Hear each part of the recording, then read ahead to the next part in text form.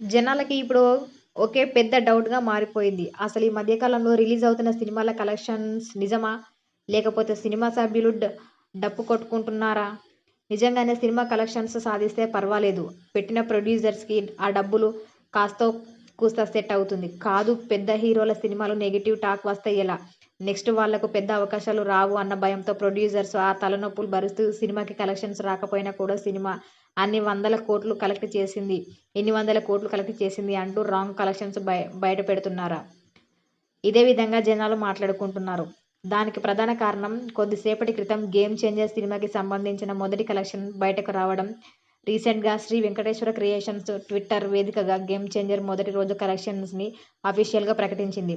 World wide 186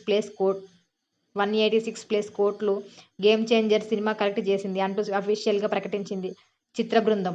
దీంతో జనాల mind block అయిపోయాయి. అసలు ఈ సినిమాలో ఏముంది? నిజంగానే 186 కోట్లు ఈ సినిమాకి వచ్చాయా? లేకపోతే కావాలని అలా నెగెటివ్ టాక్‌ని కప్పిపెడుతూ ఫేక్ కలెక్షన్లను బయటపెడుతున్నారా అంటూ మాట్లాడుకుంటున్నారు జనాలు.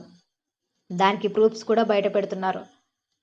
Almost all 'game changer' cinema release అయిన తర్వాత అన్ని థియేటర్లలో టికెట్స్ బుక్ అవ్వకుండా సీట్లు ఖాళీగానే ఉన్నాయి. ఒక థియేటర్ ఆక్యుపెన్సీలో సగానికి పైగానే సీట్స్ ఖాళీగా ఉండడం. దానికి సంబంధించిన స్క్రీన్‌షాట్ అని కూడా మీమర్స్ బాగా వాడేశారు. మరి అన్ని థియేటర్లలో అన్ని సీట్లు ఖాళీగా ఉంటే సినిమాకి కలెక్షన్స్ ఎక్కడి నుండి వచ్చాయి? 186 కోట్లు ఎలా కలెక్ట్ చేసింది? ఇది ఏమి జిమ్మిక్కు? అంటూ విపరీతంగా 'గేమ్ చేంజర్'ని ఆడేసుకుంటున్నారు.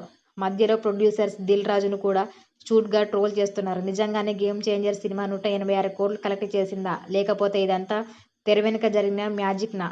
ఏమో ఆ నిజానిజాలు ఆ వెంకటేశ్వర స్వామికే తెలియాలి. మొత్తానికి 'game changer' cinema negative talk దక్కించుకున్న కలెక్షన్స్ పరంగా 186 కోట్లు అంటూ చెప్పుకురావడంతో మెగా ఫ్యాన్స్‌కు కూసింత ఊపిరి పీల్చుకునే విధంగా సిట్యుయేషన్ కనిపిస్తుంది.